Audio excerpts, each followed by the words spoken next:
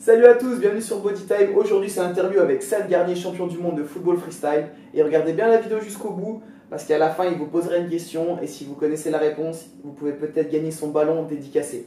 Tu l'as là? Ouais, lourd. Allez, c'est parti. Salut Sean, donc pour commencer déjà je vais te laisser te présenter. Alors, salut PJ, salut à tous. Donc moi c'est Sean Garnier, Sean et Passion. Je suis champion du monde de freestyle football, donc discipline artistique avec le ballon, et aussi vice-champion du monde de petit pont. Ok, donc justement tu as commencé un peu à parler de football freestyle quand tu as commencé et tout, donc est-ce que tu peux nous raconter un peu ton enfance, comment tu étais quand tu étais jeune? Alors, quand j'étais jeune, j'étais un garçon très timide.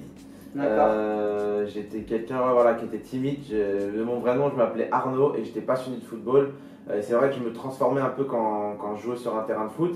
J'ai eu la chance d'être appelé en centre de formation, donc à Auxerre et à Troyes, et aussi de m'entraîner avec les pros pendant 1 an et demi, 2 ans. À la suite de ça, donc il y a eu un contrat pro à la clé, mais comme j'ai eu beaucoup de blessures, j'ai pas pu signer le contrat pro. J'étais en stagiaire pro là-bas. Et donc après je suis venu sur la région parisienne pour chercher un nouveau club. Donc voilà, moi c'est vrai que quand je joue au football, ce que j'ai remarqué, c'est que je cherchais pas forcément à gagner, je cherchais le moment où j'allais impressionner tout le monde par un geste technique ou par un but de ouf et que tout le monde applaudissait. C'est vraiment ce moment que je cherchais dans le football. Ouais, tu kiffais déjà le freestyle par rapport au jeu en général. Voilà. Précision, comment tu étais à l'école? Est-ce que tu étais plutôt bon élève, moyen élève ou plutôt le mec au fond qui réussit pas trop? Alors j'ai eu plusieurs étapes à l'école. D'accord. J'ai eu l'étape très bon élève. Ça compte pas la maternelle. Hein. Non, ça compte pas. Par exemple au brevet je l'avais eu d'avance. D'accord. Voilà, Ah ouais, très bon élève même. J'étais vraiment assidu et tout et je savais ce que je voulais. Ensuite, quand tu pars en centre de formation, tu es en internat et Ouais. tu rentres pas forcément chez toi et tu as des classes aménagées pour pouvoir t'entraîner autant au foot qu'à l'école. Ok. Et donc moi j'étais le seul élève à aller en S, donc quand j'étais au lycée, et de tous les mecs du centre de formation, donc je devais aller au lycée normal comparé aux autres. Donc j'avais 2 fois plus de cours que les autres. Et c'est vrai que quand j'étais au lycée, j'étais un peu la coqueluche du fait que je jouais au football, etc. Mais comme j'étais un garçon timide, il y avait une petite contradiction. Donc j'en ai un peu profité à cette époque-là et c'est vrai que là je suivais plus trop les cours, j'allais aux entraînements, je sautais les cours, etc. Okay. Donc c'était un peu la deuxième période, mais quand même j'avais réussi à avoir la première année, j'avais toutes mes années de bac et tout, tous les épreuves du bac et tout. Et voilà, par contre la dernière année je l'ai complètement foiré parce qu'il y avait pour aller en professionnel. Donc du coup je devais aller aux entraînements des pros et tout, j'avais même pas été aux épreuves du bac à la fin. Donc voilà. Ouais, tu savais que tu allais être footballeur, en tout cas tu visais le foot à 100% quoi. Voilà, c'était mon objectif. Tu as lâché un peu, ok, et du coup après avoir fait le foot, donc 2 saisons en pro, comment t'es venu au football freestyle? Alors comme j'ai dit, le moment, c'est après analyse que je dis tout ça, hein. Sur le moment, moi je voulais être footballeur, j'étais pas vraiment dans la réflexion, j'étais dans l'action. Ouais. C'est vrai que je cherchais ce petit moment où les gens réagissaient à ce que je faisais. Voilà. Et quand je suis venu sur la région parisienne, dans un premier temps j'étais avec le PSG, et puis dans un deuxième temps j'étais éducateur sportif à la ville de Sarcelles. Donc j'étais entraîneur de tous les jeunes de l'école de foot de 6 à 10 ans. Et en les entraînant, j'ai ouvert une session d'entraînement qui n'était pas basée sur le football, mais sur le plaisir avec le ballon. Et quand je faisais cette session, je me rends compte qu'il y avait plein de petits qui venaient, des jeunes, mais aussi des moins jeunes, et qui aimaient vraiment toucher le ballon et s'amuser. Et en fait, c'était du freestyle. Et avec ma réflexion, j'ai dit, mais en fait, les gens, le foot, c'est le sport le plus populaire. Mais c'est pas le sport le plus populaire, c'est pas le football à 11. Pourquoi c'est le sport le plus populaire? C'est parce que quand tu commences à jouer au football, tu prends ton ballon, tu vas en bas de chez toi et tu joues avec tes potes. Tout le monde l'a fait. Et ça, c'est pas du foot à 11, c'est du foot freestyle. Parce qu'au début, quand tu joues en bas de chez toi, tu fais pas forcément des matchs tout le temps. Des fois, tu tires contre un mur. Parfois, vous faites un concours de jongle. Parfois, vous faites des petits ponts. Et ben voilà, c'est du foot freestyle. Et du coup, je me suis dit, je vais revenir à ce football traditionnel que je kiffe. Et à l'époque, il y avait des compétitions qui sont ouvertes, genre des 1 contre 1, etc. Et j'ai commencé à rentrer dedans et je voyais que j'avais des aptitudes que je faisais sur les terrains de foot en fait. Et voilà. Ouais, tu avais déjà des qualités à la base et après tu as bossé dessus quoi. Exactement. Et tu as commencé quand? Tu avais quel âge à peu près quand tu as commencé le football freestyle? Alors le foot freestyle, j'ai commencé quand j'avais 20 à 21 ans. Vraiment, assez tard. Ouais, vraiment tard par rapport à la moyenne maintenant. Mais à l'époque, il n'y avait pas forcément un gros niveau, c'était vraiment le début de la discipline. Ouais, c'était dans les premiers, notamment en France. Voilà. Et du coup, dès que tu as démarré, que tu t'es mis à fond dedans, tu t'entraînais à peu près combien d'heures par jour? Alors au début c'était du 24 heures. Je te dis la vérité. Quand j'ai découvert que c'était vraiment ce que je voulais faire, donc j'ai gagné une compétition qui était le Adidas F50+. C'est une compétition de 1 contre 1, fallait mettre des petits ponts, etc. Et si tu gardais le ballon en plus de 50 secondes, tu restais sur le terrain jusqu'au prochain tour. Donc j'ai gagné toute la France et j'ai été appelé faire un 1 contre 1 contre Sidney Govou. J'ai mis un petit pont, mais à l'époque je faisais pas tout ce que je faisais maintenant, j'étais vraiment très très simple dans les techniques. Et de suite à ça, on m'a demandé de faire une démo. Et quand j'ai fait la démo et tout, bah, j'ai kiffé un peu ce délire devant les caméras, en mode libre, pas d'entraîneur qui crie dessus, ouais vas-y fais la passe ou quoi. Et du coup, à la suite de ça, je suis parti un peu devant la Tour Eiffel parce que j'avais envie de faire un peu des spots vidéo. Et je me suis rendu compte qu'il y avait des danseurs qui faisaient des street shows. Donc dès que j'ai vu qu'on pouvait faire des shows sans demander rien à personne, en gros tu vas dans la rue et tout, j'ai organisé ma journée de cette façon. Je me levais, j'arrivais, on va dire, à peu près à midi, j'allais sur Paris. J'allais faire des street shows de midi à 4h. Ensuite, à 4h jusqu'à à peu près, on va dire 6-7 heures, j'allais jouer sur le terrain d'à côté parce que j'aimais toujours faire des matchs de foot. Et ensuite, à 20h, j'allais à Gare de Lyon et j'allais m'entraîner au freestyle pour le lendemain. Et des fois, quand c'était le week-end, le soir, genre vers 22h, 11h, on allait à Saint-Michel ou à Châtelet, parce qu'il y avait beaucoup de jeunes qui sortaient et on faisait encore des street shows. Donc le fait de m'entraîner toute la journée, de jouer, d'aller avec des danseurs, ça me faisait toucher à des disciplines différentes et du coup j'ai vachement évolué dans le football freestyle et en 2 ans je suis devenu champion du monde juste parce que je m'entraînais de ouf en fait. Ok, donc voilà, tu as bien expliqué que c'était des journées de ouf et forcément derrière tu attends des retombées. Est-ce que c'était un peu difficile les débuts notamment pour vivre de ça? C'était extrêmement difficile parce que forcément au début, j'étais plus éducateur sportif, bon, je gagnais pas ma vie de fou en étant comme ça, mais voilà, j'avais un logement, je me débrouillais un petit peu. À partir du moment où j'ai commencé, c'était aussi notamment à cause de certains problèmes aussi que j'ai commencé le freestyle. Ça m'a permis aussi psychologiquement d'oublier le fait que j'ai pas réussi à être footballeur, le fait que j'avais toutes ces blessures, le fait que ma vie, on va dire, était un peu sur deux ronds, on va dire. Mais en même temps, voilà, j'avais pas de revenus. Mais comme je faisais des street shows, et tous les jours j'avais un minimum. On va dire, on arrivait à viser 20, 30, 40 euros. Tu vois, les gens donnent. Voilà, on pouvait réussir à vivre, on va dire, manger, etc. Mais c'est vraiment pas la vie qu'on pense, voyage, etc. Mais je me suis tout de suite rendu compte que dans la rue, on pouvait rencontrer n'importe qui. Et en ayant une bonne attitude, en ayant un bon comportement, tu faisais des rencontres qui te permettaient d'avoir des contacts pour aller faire un petit show à droite à gauche. Et ça a commencé notamment comme ça. Il y avait des événements de danse, des événements de basket, des événements de foot. Et en fait, j'allais frapper aux portes. Ouais, excusez-moi. Ça qui démarchait, Exactement. Ça vous intéresse que je fasse une démo? Ouais, pas de problème et tout. Ok, c'est parti. Je faisais une démo et tout à droite à gauche. Vas-y, continue sur cette lancée. Je voulais te demander justement comment tu as fait pour évoluer du mec qui fait un peu des street shows à Sam Garnier maintenant qui fait des tournées dans le monde entier, dont Dubaï, là on est aujourd'hui. Et voilà, exactement comme ça, en allant démarcher les gens, les événements, tout type d'événements, vraiment, dès que je voyais un truc, la fête de quartier. Ouais, t'as pas hésité à faire un max au départ, à commencer entre guillemets petit, pour dire je vais me faire connaître et je vais réussir. Exactement, et surtout j'ai essayé d'aller à l'étranger. Dès que je voyais qu'il y avait des compétitions ou n'importe quoi à l'étranger, j'y allais, je prenais un train, je fraudais un petit peu, voilà, je me débrouillais. Et la première compétition internationale que j'ai faite, c'était en Amsterdam, au bout d'1 an de freestyle, je suis arrivé 4ème, donc il y avait quand même un niveau mondial. À cette époque-là, c'était pas un championnat du monde vraiment officiel, mais voilà, je suis arrivé 4ème, donc j'étais vraiment fier parce que j'avais préparé un show avec de la danse et tout, et vraiment l'expérience j'ai eu la chance de pouvoir rencontrer des gens qui m'ont fait évoluer dans le sens où quand je m'entraînais avec les danseurs, ça me faisait évoluer dans un délire artistique. Moi j'avais mon passé de footballeur, donc j'étais quand même assez crédible sur le toucher de balle et tout comparé à d'autres freestylers. Et le fait que je faisais aussi les petits ponts, ça m'apportait une autre dimension. Donc c'est un peu ça qui m'a permis d'être différent des autres. Et donc voilà, j'ai commencé à me faire connaître dans ce personnage d'Océane qui était à la fois artiste et aussi crédible sur certains points. Et donc pour revenir un peu sur ton palmarès, tu l'as dit, donc c'est en quelle année que tu étais champion du monde? 2008.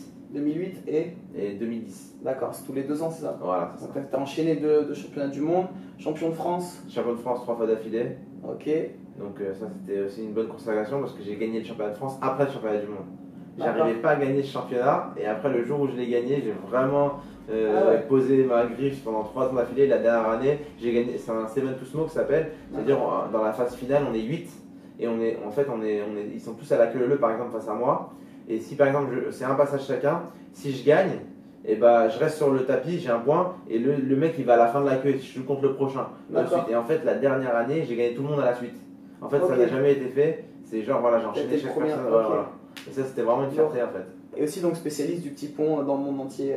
T'as mis des petits ponts aux plus grands footballeurs. C'était un peu le but parce que c'est vrai que donc j'ai commencé en 2006, en 2010, c'est vrai que j'avais gagné pas mal de championnats. On va dire, je tournais un petit peu en rond, j'étais sponsorisé, etc. Mais je me suis dit, c'est quoi la prochaine étape? Qu'est-ce qu'il faut faire?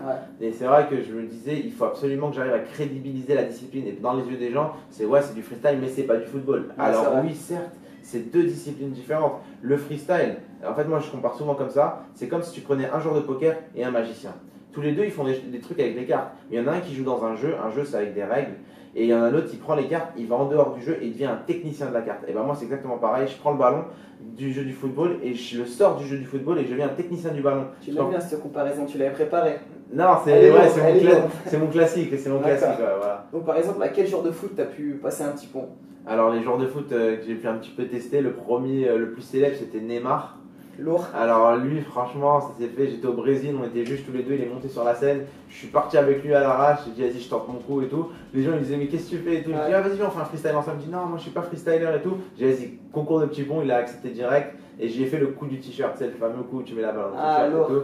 Ça, c'est un peu un geste que j'ai entre guillemets inventé. Je l'ai, on va dire, remixé. Et ça a fait le tour du monde. Après, j'ai mis un petit pont 2 ans plus tard dans une pub. Castrol, donc ça c'était marrant aussi, je t'expliquais un peu comment ça s'est passé. Puis il y a eu Zidane, il y a eu Eden Hazard, il y a eu le pire de pire, c'est Malouda, où j'ai mis 5 petits ponts dans la même journée et 2 petits ponts enchaînés dans la même action. Aïe aïe aïe. Elle est sur ma chaîne YouTube, celle-là elle est énervée comme on dit. J'ai eu récemment. Ça fait mal. Ouais, j'avoue. J'ai eu des joueurs de l'OM récemment, Nkoudou et Batshuayi. Voilà, donc c'est un peu les joueurs que j'ai fait. J'ai fait pas mal de joueurs aussi. J'ai fait le joueur de Chelsea, Frank Lampard, Alou Diarra. Voilà, il y a eu pas mal de joueurs qui sont passés. Donc ça me réconforte parce que bien sûr, moi aussi j'en ai pris pendant le séjour là, des petits points, mais ça me réconforte. Et en gros, là il te manque 2 joueurs. Tu me disais les 2 stars, Messi et Ronaldo. Tu as envie de les défier. Voilà, tu sais que ça passera de toute façon. Le but du jeu, c'est de défier Messi ou Ronaldo. Après, comme j'ai dit, moi je suis freestyler, donc si demain, je suis joueur de petits ponts, il faut bien savoir que dans le freestyle, il y a plusieurs disciplines. Il y a des gens qui font que du freestyle, c'est-à-dire que les jongles, etc. Il y a des gens qui font que les petits ponts, c'est-à-dire que mettre des petits ponts, mais qui ne sont pas très forts en show. Moi, j'essaie vraiment de faire toutes les disciplines. Et ensuite de ça, un joueur de foot, c'est normal qu'il soit moins fort que moi en petit pont. Même s'il est très bon, il joue sur en foot à 11, il court, il fait pas mal de trucs. Moi, mon but, c'est de faire des techniques mélangées. Ça dure pendant 1 minute, tu peux maîtriser la balle, à faire plein de trucs. Les joueurs de foot ne s'entraînent pas à ça. Mais voilà, ça crédibilise la discipline et c'est sympa pour le freestyler. Tous les freestylers du monde, quand on met des petits ponts, ça leur donne aussi un coup de pub et c'est bien pour la discipline. Et juste pour revenir quand même, contextualiser un petit peu cette vidéo. Donc, bien sûr, à côté de tout le football freestyle, ils s'entraînent au poids du corps. Ou un peu en salle? Tu fais un peu les deux? Ouais, je fais un peu tout type d'entraînement. C'est difficile d'avoir un entraînement régulier parce que je voyage énormément, mais j'essaye de réfléchir sur mes besoins. Donc c'est vrai que comme par exemple, je vais faire du futsal, donc je joue aussi au futsal, j'étais champion de France de futsal avec le 97. Ok, excuse. Et donc en fait, je sais qu'il va falloir plus taffer sur l'endurance, la puissance, mais sur les efforts, par exemple cardio, parce que c'est beaucoup de courses, etc. Voilà. Et puis par exemple, quand je vais faire une compétition de freestyle et que je sais que j'ai 6 mois avant, je vais essayer de me préparer physiquement pour avoir plus de gainage, pour pouvoir faire des figures plus en résistance, peut-être taffer un peu la détente, donc les jambes, etc. Et même le haut du corps, c'est important parce que dans le freestyle aussi, tu as beaucoup de figures où tu montes, tu descends et tout, donc c'est important d'utiliser tes bras parce que tu fais des équilibres, des frises d'une main. Voilà. J'ai pu voir ça. Et aussi, bien sûr, la souplesse. J'ai vu qu'il y avait certains mouvements quand même où il faut une certaine souplesse. Nous, on le ferait pas, par exemple. Il y a des mouvements où il faut de la souplesse, notamment quand tu bloques la balle derrière tes coudes, comme hier. Je sais pas faire. J'ai perdu ma souplesse, moi, par exemple. Et voilà, donc il y a pas mal de gestes comme ça aussi. Donc, Ok, juste, donc tu as parlé un peu des blessures sur ta carrière de footballeur pro. Et là, dans le freestyle, tu as eu des grosses blessures, des soucis physiques? Alors, quand j'étais au foot, j'avais vraiment des grosses soucis physiques qui étaient à répétition. C'est pas des grosses blessures, mais vraiment à répétition. Et c'est vrai que le freestyle, le fait d'avoir fait une autre pratique, ça m'a permis de changer un peu et que mon corps, il avait beaucoup moins de blessures. Mais en fait, maintenant, on va dire avec le temps, j'ai d'autres blessures qui ont commencé à s'installer, notamment aux blessures au dos, où en fait j'ai un peu laissé traîner les choses en prenant des médicaments, en faisant pas trop attention. C'est vrai que les choses se compliquent, et notamment il y a beaucoup de gens qui font pas trop attention, c'est la façon de dormir et la façon de se tenir. Parce que quand tu travailles des heures sur un ordinateur et que tu es comme ça, et du coup tu crées des contractions. Quand tu t'endors directement. Non, c'est vrai, exactement la position qu'on prend au quotidien pour bosser, pour dormir, quand on est dans le lit et tout, c'est super important dans les métros, les transports en commun. Donc on m'a diagnostiqué une double hernie discale, D'accord. Donc j'ai fait attention à trois choses principalement. Première chose, contracter ses abdos à chaque effort, ou chaque chose que tu fais, par exemple ramasser n'importe quoi, au lieu de se plier avec son dos, plier les genoux, contracter les abdos, voilà. Deuxième chose, dès que tu travailles sur un ordinateur, mettre l'ordinateur à hauteur des yeux. Donc déjà, il n'y avait plus la contraction que tu fais en penchant ta tête par terre. Et aussi, la dernière chose que j'avais faite, c'est la façon de dormir où je mettais un coussin entre mes jambes et je dormais sur le côté. D'accord. Donc c'est trois choses qui m'ont vraiment aidé à surmonter ça. Après, j'ai cette blessure qui est revenue. J'ai pas mal de problèmes de dos actuellement, etc. Mais je fais attention avec plusieurs traitements et plusieurs façons de se tenir. Voilà. Et aussi, donc on voit ensemble un peu qu'il fasse un peu plus de gainage, assouplir encore un petit peu le dos, voilà. Comme il dit PJ, c'est important d'avoir, si tu vois n'importe quel docteur, les problèmes de dos, donc il y a tout ce qui est médicaments, il y a aussi des traitements annexes comme les ostéopathes ou d'autres traitements. Il y a pas mal de choses qu'on peut trouver qui sont sur les mal de dos ou sur d'autres maux, mais il y a surtout le renforcement musculaire des abdos et des lombaires qui fait qu'en fait ça protège ta colonne vertébrale et tous les chocs que je fais moi en sautant, etc., toutes les figures en sautant, le fait d'être bien gainé et bien musclé, ça protège toute cette partie et c'est important. C'est comme si on avait une ceinture tout le temps de maintien, sauf qu'elle est naturelle. Et d'ailleurs, sur la chaîne de Céane, vous retrouvez un entraînement qu'on a fait ensemble, spécial pour footballeurs freestyle. On travaille bien les jambes, l'explosivité et donc notamment aussi le gainage. Et pour finir cette vidéo, donc là, on a vu ton évolution. Si tu pouvais nous résumer un peu un quotidien, une journée un peu type ou une semaine un peu type, c'est quoi pour toi? Alors la semaine type, elle est vraiment freestyle parce qu'elle est jamais de la même façon. Tu as pu notamment la vivre un petit peu. C'est beaucoup de, on va dire, c'est une semaine plus à Paris. Ça va être lever le matin, dans l'idéal un entraînement directement, donc plus en mode un peu physique à la salle, où on va travailler un peu musculairement. Je fais des séances de gainage, répétition, etc. Et après directement je vais enchaîner par une figure en équilibre. Donc vu que j'ai souffert au niveau par exemple des abdos, et du coup je vais galérer avec les équilibres de balle. Mais quand je vais être en compétition, ça va être beaucoup plus facile pour moi, tu vois. Très bien comme méthode. Donc j'essaie de faire comme ça. Et sinon, si c'est pas un entraînement comme ça va être un entraînement de foot à 5 où notamment je compte pas mal de pros le matin. Je vais m'entraîner au foot à 5, mais par contre je vais venir un peu avant, je vais travailler ma technique de freestyle pendant 30 minutes et je vais travailler donc le match, et dans le match je vais me donner un objectif. Est-ce que je m'entraîne plus du mauvais pied? Est-ce que je fais plus des appels contre appels à chaque appel contre appel? Quand tu fais un appel tu reviens en arrière. Voilà, je me donne des objectifs en fait et je vais travailler un ou deux moves de street football pour mettre à l'amende et je vais faire que cela. Alors forcément dans le match ça a l'air répétitif, mais comme c'est un match d'entraînement pour moi, il n'y a pas de public, et du coup je répète ce move jusqu'à temps que je le masterise. Et du coup quand j'arrive dans une situation où il y a plein de gens, je le maîtrise à mort. Et voilà, donc je fais ça. Après en général l'après-midi c'est les rendez-vous. Et le soir c'est les répétitions avec la S3. Notamment le groupe de freestyle avec lequel on a pu tourner. Voilà, tu parles de l'S3, donc tu as sur le t-shirt, donc explique un peu mieux ce que c'est quoi? Donc voilà, c'est un truc que j'ai pas parlé, c'est un truc très très important dans ma carrière de freestyler, c'est Street Style Society, c'est pour ça qu'on l'a raccourci en S3. C'est un groupe de freestyle que j'ai créé avec Andreas, donc c'était un des premiers freestylers que j'ai rencontré donc en 2006, lequel qui m'a beaucoup inspiré notamment dans le sens du mélange foot, basket, danse. Donc c'est un peu le délire du groupe, on était un footballeur, un danseur et un basketteur à la base, on mélangeait les trois et aujourd'hui c'est vraiment un groupe de freestyle, donc on a une chaîne YouTube mais surtout on fait des shows dans le monde entier et on mélange ces trois disciplines où on essaye de faire des shows avec pas forcément axé sur le foot freestyle mais axé sur le show en lui-même. Voilà, donc la chaîne YouTube elle apparaît ici et on avait fait une vidéo donc avec la team S3 qui est sur la chaîne Alex CPJ, pareil, vous avez juste à cliquer ici, vous voyez la vidéo. D'ailleurs j'étais pas là et je demande la revanche de la barre foot. Il y a PJ qui appelle ça la barre foot, nous on appelle ça le cross bar. Franchement, ils ont géré, c'est PJ qui a eu la victoire, j'ai eu la vidéo. Et puis après, il y a eu le concours de traction aussi. Franchement, bon, je demande la revanche, je reviens. Et pour terminer, donc si tu avais un conseil à donner à tous les jeunes là, qui regardent la vidéo, tu leur dirais quoi? Alors, peu importe la discipline, que tu fasses du fitness, de la muscu, du freestyle, du football, du tennis, n'importe quoi, il faut te donner à fond et il ne faut pas lâcher l'affaire. Parce qu'en fait, moi je crois, déjà, premièrement, la chance n'existe pas.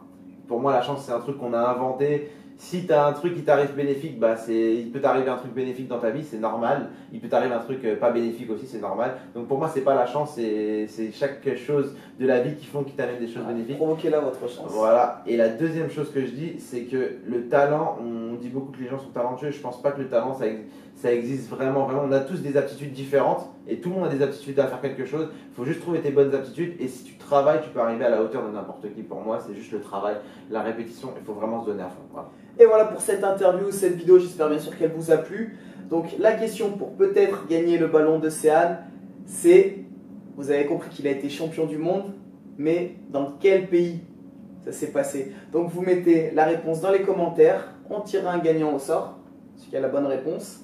Et donc vous gagnez le ballon de Sehan dédicacé, on enverra ça. Voilà, c'est tout. Ça marche pour toi? C'est cool. Donc cool. allez checker toutes ces vidéos si vous ne connaissez pas la réponse. Bien sûr, il y a aussi sa chaîne YouTube qui apparaît, Sehan Garnier. On vous dit à très vite et surtout d'ici là, gardez la pêche.